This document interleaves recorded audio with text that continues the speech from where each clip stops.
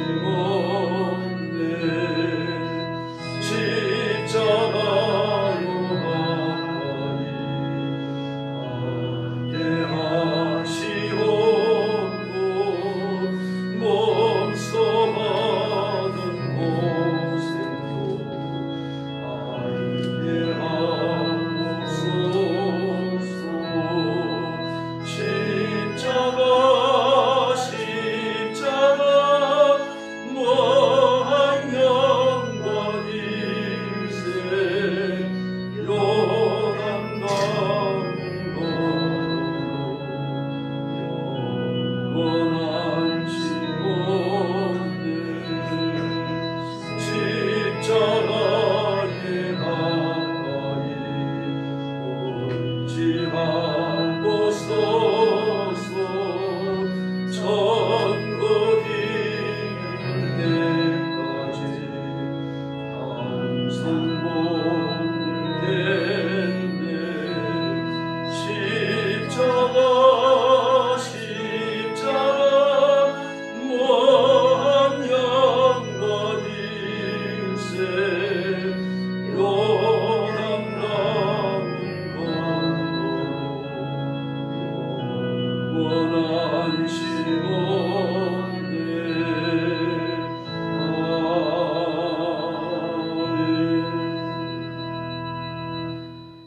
40장 부르겠습니다.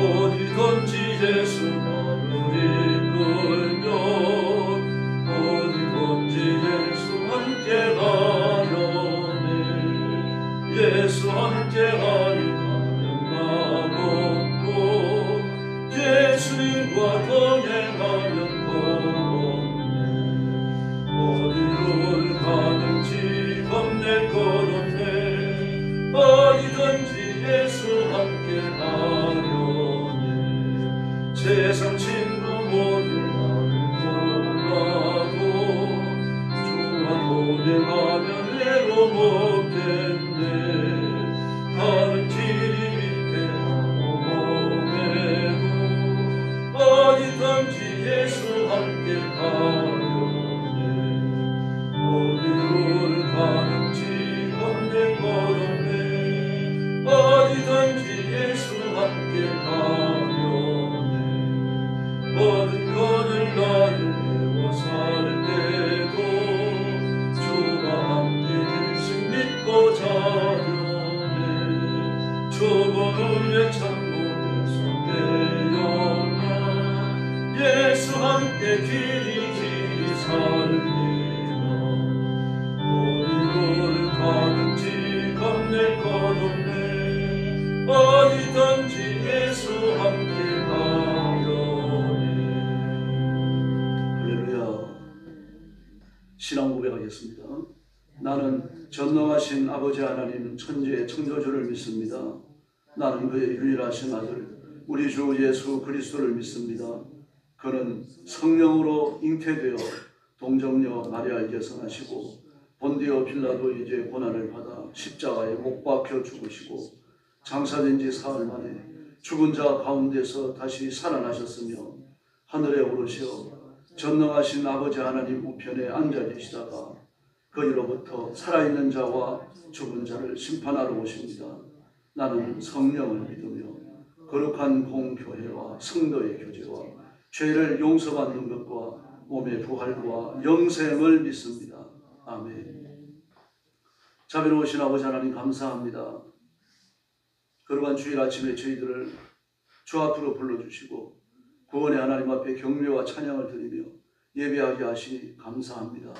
전능하신 주님, 오늘 주님 앞에 와서 머리를 숙이는 성도들, 영상으로 예배에 참여하는 성도들 다 기억해 주시고 하늘 문을 활짝 여시고 복을 내려 주시옵소서. 주님을 사랑하여 힘써 순종하게 하시고 천국에 하나님께서 주실 상급을 쌓으며 소망을 두고 이 세상을 살아가는 귀한 성도들 되게 하여 주옵시기를 간절히 원합니다. 또 중국 땅에서 억압소에 복음 전하는 가정교회 목사님들, 선교사님들, 주의 종들 기억해 주시고 또 죽음의 전쟁터와 온 세상에서 복음 전하는 선교사님과 주의 종들과 그리고 그 가정과 가족을 지켜주시기를 간곡히 원합니다. 하나님께서 그 삶을 흥하게 하시고 함께 하심을 기적처럼 보여주시고 때를 따라 돕는 은혜로 풍성케 하여 주시옵소서. 오늘 아침도 저희들이 말씀을 나누고 기도합니다. 성령께서 힘있게 임하여 저희들을 다스려 주시고 복 주시기를 원하옵고 예수님의 이름으로 간절히 기도 올려옵나이다. 아멘. 하나님 말씀 공부하겠습니다. 시편 98편입니다. 1절 말씀부터 제가 먼저 공부하겠습니다. 새 노래로 여호와께 찬송하라. 그는 기이한 일을 행하사 그의 오른손과 거룩한 팔로 자기를 위하여 구원을 베푸셨음이로다. 여호와께서 그의 구원을 알게 하시며 그의 공의를 문나라의 목전에서 명백히 나타내셨도다. 그가 이스라엘의 집에 베푸신 인자와 성질을 기억하셨으므로 땅 끝까지 이르는 모든 것에 우리 하나님의 구원을 보았도다. 온 땅이여 여호와께 줄거리 소리칠지어다. 소리내어 주께 노래하며 찬송할지어다. 수금으로 여호와를 노래하라. 수금과 음성으로 노래할지어다. 나팔과 호각 소리로 왕이신 여호와 앞에 즐겁게 소리칠지어다. 바다와 거기에 충만한 것과 세계와 그 중에 거주하는 자는 다 외칠지어다. 여호와 앞에서 큰 물은 박수할지어다. 찬하게 함께 즐겁게 노래할지어다. 9절 말씀 같이 봅니다. 그가 땅을 심판하러 임하실 것이니로다. 그가 의로 세계를 판단하시며 공평으로 그의 백성을 심판하시리로다. 아멘. 네, 98편은 하나님의 구원을 선포하고 그 찬양하는 내용으로 되어 있습니다. 1절에 보면 구원을 베푸셨고 2절에서 하나님께서 온 백성들에게 구원을 알게 하셨고 3절에서는 온 세상에 하나님의 구원을 보도록 하셨다라고 말씀하셨습니다. 그래서 4절 이하에서는 그 하나님께 찬양하라고 외치고 있죠. 하나님의 구원에 대한 묘사에 주의를 기울이셔야 됩니다. 1절에 보니까 오른손과 걸어간 팔로 그러셨습니다. 성경에서 오른손과 걸어간 팔이 나오면은 반드시 그 추가되어져야 할 것이 뭡니까? 하나님께서 그 백성을 애굽에서 인도하여 내셨다는 겁니다. 그 팔로 안으시고 그 품에 안으시고 그리고 홍해를 가르시고 그 백성들을 가나안까지 인도하신 그 구원의 하나님을 연상하게 합니다. 바로 이것은 하나님께서 지옥의 형벌과 영원히 멸망할 이 땅에서 하나님의 백성들을 구원하시는 그 구원의 큰 사역을 이야기합니다. 이스라엘 백성은 100여 년 넘게 애굽에서 종살이했죠. 430년 중에서 요셉이 애굽을 다스렸던 기간과 그리고 그 후에 셈족 계열에 의해서 반정이 일어나 애굽의 왕조를 차지합니다. 그 왕조에서 애굽을 다스렸던 기간을 뺀다면 100여 년 남짓됩니다. 정확한 건 아닙니다만요. 그 정도 되는 기간 동안 종살이를 했습니다. 그런데 100여 년이라고 하면은 세대가 3번 바뀌잖아요. 3번 바뀌고 나면은 그 종살이에 익숙해지는 겁니다. 여전히 이스라엘 백성들은 그 고통에서 부르짖고 있었죠. 왜 그렇습니까? 억압이 심했다는 이야기입니다. 만약에 그런 억압이 심하지 않았다고 하면 고통 속에 부르짖을 이유가 없는 거죠. 이스라엘 백성들이 종살이하면서 도로를 내고 이 사막 가운데 농지를 개척하고 도시를 건설하고 피라미드를 건설하고 그랬던 이 이스라엘 백성들입니다. 그러므로 그들이 노동력을 행사해야 했기 때문에 애굽에서도 그걸 함부로 하진 않았습니다. 그리고 모세가 바로의 왕실까지 간 것을 보십시오.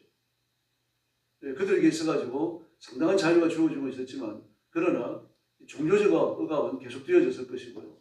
그들로 자율성을 갖지 못하게 하고 저런 정치적 억압이 계속되어졌고 이런 것들이 이스라엘을 힘들게 만들었던 겁니다. 그래서 하나님 앞에 부르짖었죠. 출애굽기 1장과 2장을 보면요. 그리고 하나님께서는 그 백성을 이끌어내십니다. 다시 말해서 하나님은 바로보다 크신 분이라는 이야기입니다. 그 당시 애굽은 지금 미국이나 중국을 합치고도 훨씬 더 강한 나라입니다. 전 세계에서 유일한 강국이 애굽입니다. 단순히 군사적으로 부여했을 뿐만 아니라 그 당시에 가장 진보된 학문을 가지고 있었어요. 아브라함이 애굽에 내려갔을 때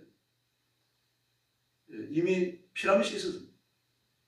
다시 말해서 그들은 이제 현대인들도 혀를 내둘 만한 과학적인 진보를 가지고 있었던 거죠. 이미 하늘의 별자리를 관찰하는데 특별히 황도대를 관찰하고 있었습니다.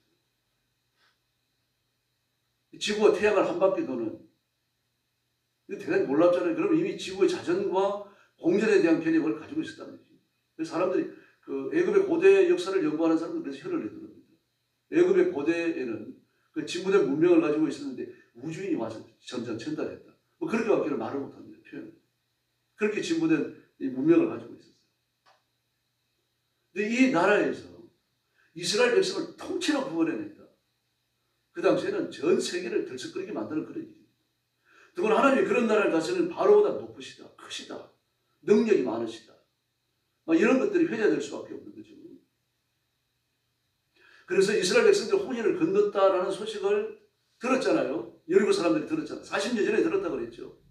그래 아비 그렇게 이야기하잖아요. 40년 전에 들었어요. 우리 뼈가 녹았다 그렇게 말하잖아요. 그래서 이스라엘 백성이 통째로 홍해를 가지고 애굽을 건너서 애굽을 지나서 나왔다고 하는 사실이에요. 애굽에서 빠져나와서 홍해를 건너고 그리고 독립했다고 하는 사실이에요. 그리고 가나안을 향하여 온다는 사실. 더구나 그들을 지휘하는 하나님이 여호와 하나님이시고 바로를 물 굴렸다는 사실. 이 사실 앞에 여리고 사람은 그랬습니까? 가나안 사람 전체가 기절축복을 벌이셨죠. 그 구원을 떠올리시는 겁니다. 오른손과 걸어간 편팔. 자기를 위하여 구원을 베푸셨다. 자기를 위하여라고 말합니다. 하나님 인자하고 성실하시고 온 세상을 공의로 판단하십니다. 이 점을 주의하셔야 됩니다. 자기를 위하여. 지금도 마찬가지입니다. 우리가 구원받고 교회를 나오고 하나님의 자녀가 되는 것은 우리가 복받고 잘 살기 위해서가 아니고 하나님의 영광을 노래하기 위해서입니다. 그래서 우리가 복을 받아야 되는 거죠. 잘 먹고 잘 살기 위해서가 아니라 하나님의 구원을 나타내기 위해서요.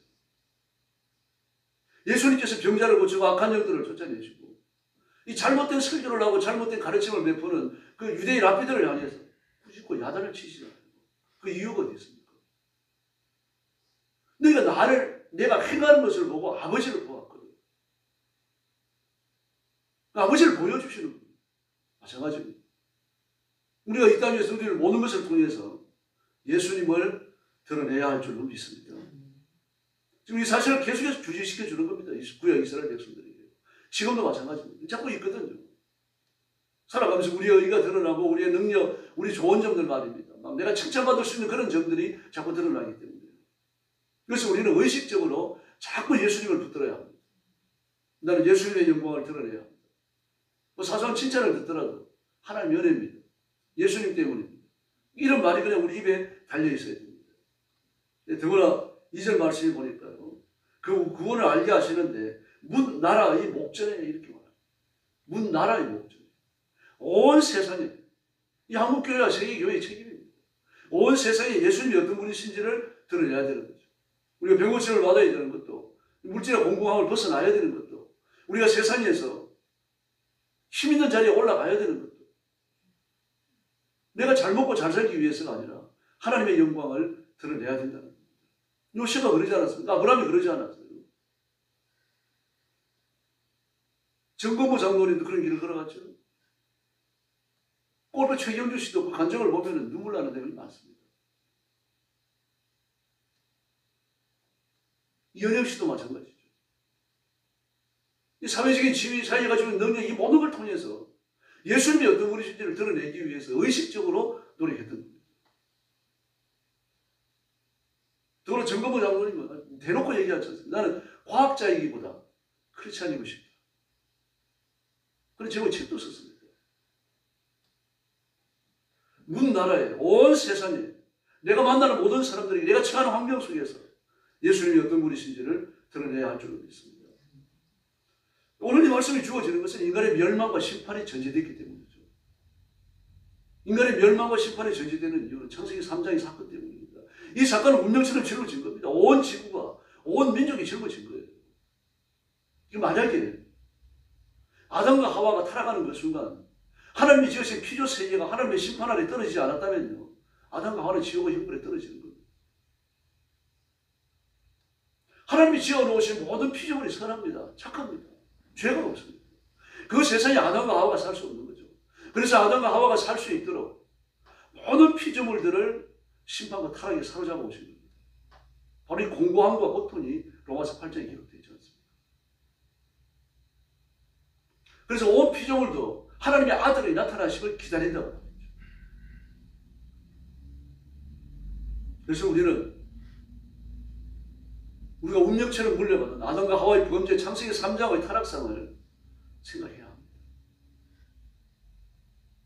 그러나 그 반면에 예수님께서 내 저주를 걷어내셨다고 하는 당당함과 용기를 함께 가져야 되는 거죠.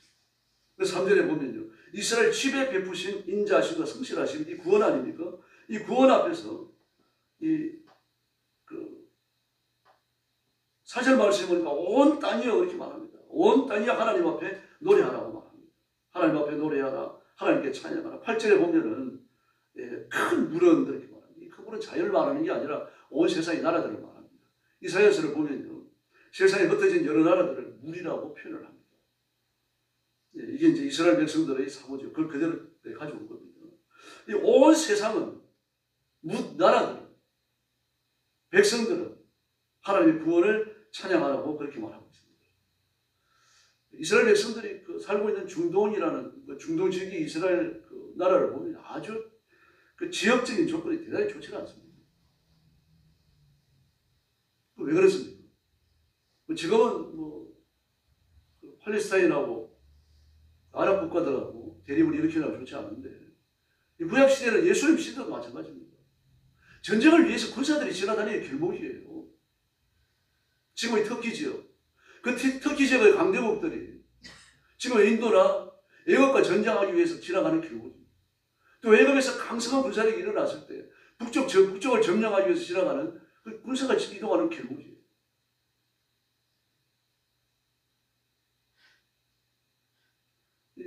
에피파네스도 마찬가지잖아요. 그래도 애국과 전쟁을 하고 올라오다가 자기 나라로 돌아가다가 이스라엘이 들어가고 부탁질을 합니다. 아주 참혹한 전투가 벌어지죠. 이스라엘 백성들이 저항을 하니까 그렇게 되었습니다. 하나님의 성전에서 돼지피를 드리고요. 성경을 다 불사르고요.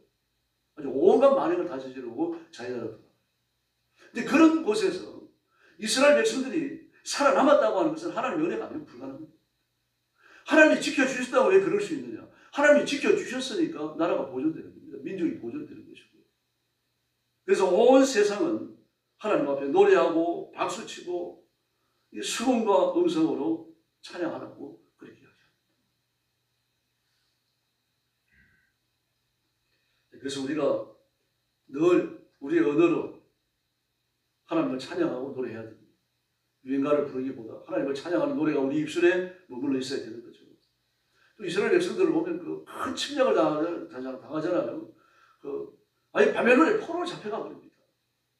포로로 잡혀갔던 나라, 전쟁이 일어나가지고 민족 전체가 포로로 잡혀갔다는 것도 이상할 뿐만 아니라 누가 포로로 잡혀갈 때 누가 잡혀갑니까? 전부 똑똑한 사람, 돈 있는 사람, 정치인들, 엘리트들이 잡혀가요. 남아있는 사람은요.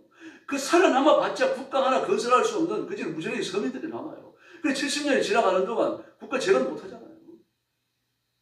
아무것도 할 수 없는, 단체 하나 일으킬 수 없는 그런 서민들이 남아요. 근데 잡혀갔던 똑똑한 사람들이 돌아와가지고 정치적 권력을 가진 사람들, 돈 있는 사람들이 돌아와가지고 나라를 재건하지 않습니까?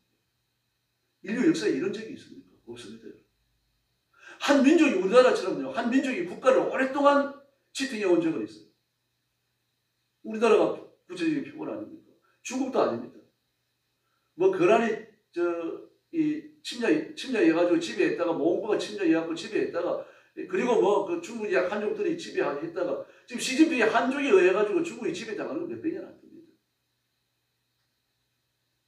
막 시진핑은 뭐 그냥 오래됐다고 말하는데 역사가 우리보다 오래됐다고 말하는데 거짓말이에요. 그런데 우리는 어떻습니까? 그죠? 우리나라가 오랫동안 5,000년 동안 역사를 지켜온 거 아닙니까? 이런 나라도 좀 그렇지는 않습니다만 한 민족이 사로잡혀 갔다가 제 땅으로 돌아왔다.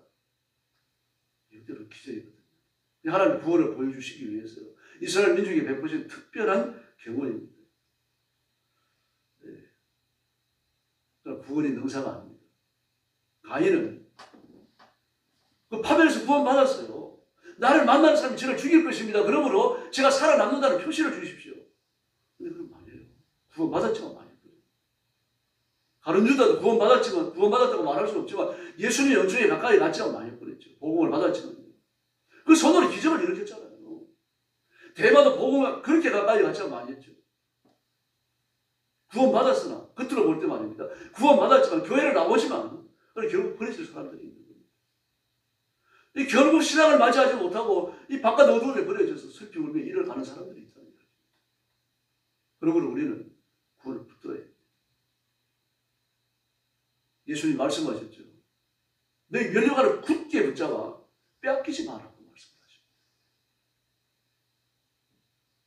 그러므로 온 힘을 다해서 예수님과 동행하고 믿음을 지키고 하나님 앞에 순종해야 할 줄로 믿습니다. 그러는 자에게 하나님 반드시 복을 주십니다. 힘을 주시고 능력을 베푸십니다. 구원을 성취하고 지키고 확장시켜 나가도록 새로운 은혜를 베푸십니다. 오늘 엎드려 기도할 때 하나님께서 능력을 베푸시고 은혜를 충만히 부어주시기를 예수님의 이름으로 축원합니다. 기도하겠습니다. 자비로우신 아버지 하나님 감사합니다. 오늘 아침도 우리가 깨어서 주 앞에 나왔습니다. 머릿속에 사랑하는 성도들을 기억해 주시고 주의 손으로 붙드시고 만지시고 안수하여 주시기를 바랍니다. 하나님의 새 힘을 부어주시기를 바랍니다. 성령 충만함을 주시기를 원합니다. 그래서 우리의 영혼이 날마다 성장하게 하시고 성결하게 하시고 예수님을 닮게 하여 주시옵소서. 우리가 육신적으로는 피곤하고 고단하고 나이 들고 늙어가는 것을 막을 수 없으나 우리의 육신이 이럴지라도 우리의 영성은 날마다 새로워지도록 하나님 복을 내려 주옵소서. 나이를 먹는 것만큼 우리의 영혼의 연륜이 쌓이는 것만큼 예수님을 더 많이 닮게 하여 주시기를 바랍니다. 더 신령하게 하시고 의롭게 하시고 깨끗게 하여 주시기를 바랍니다. 성도들 가정마다 복을 주시고 온 가족이 예수 믿고 자녀들이 장성하며 믿음 위에 굳게 서서 믿음의 승계가 대대로 이루어지도록 역사하여 주시옵소서. 오늘도 주일 예배로 모입니다. 성령님 우리 교회와 우리 한국교회와 세상에서 예배드리는 모든 교회 위에 복을 내려주시고 성도들이 큰 은혜를 얻으며 세상과 싸워 승리할 힘을 얻도록 역사하여 주시옵소서.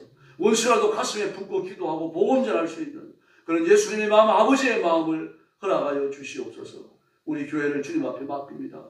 우리 교회를 품어주시기를 바랍니다. 내가 내 교회를 이 반석에 세우니 죽음의 권세가 이기지 못한다고 말씀하셨는데 그 놀라운 역사가 교회 위에 있게 하여 주옵시고 하나님의 말씀이 생수의 강이 되어 흘러넘치게 하여 주시옵소서. 오늘 새벽부터 기도하러 왔습니다. 기도의 새 힘을 주시기 원하옵고 예수님의 이름으로 간절히 기도 올리옵나이다. 아멘. 주기도 드리겠습니다.